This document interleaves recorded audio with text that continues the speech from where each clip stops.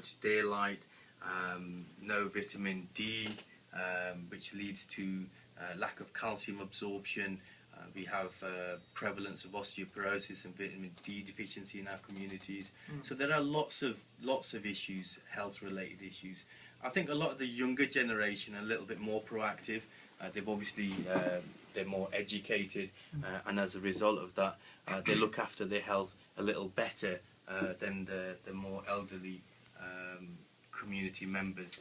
I mean, we can touch on different issues. I would encourage any of our listeners, if they have any health concerns, if they don't have time to go and see the GP regarding a particular symptom or a few symptoms, they can ring us on air or confidentially off air, and I'll be willing to give them advice in regards to those symptoms or ailments.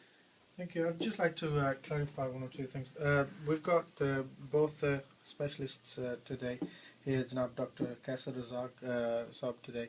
All the advice that is being given today is purely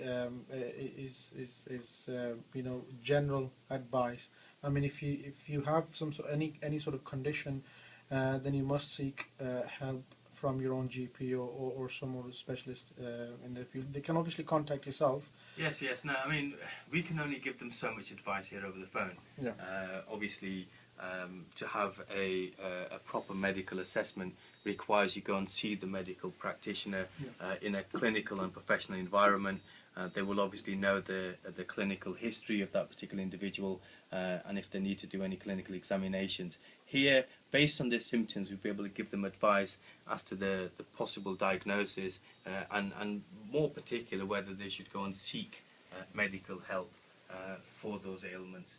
And also the treatments available for the various condition and ailments that patients present with or listeners present with tonight. Right.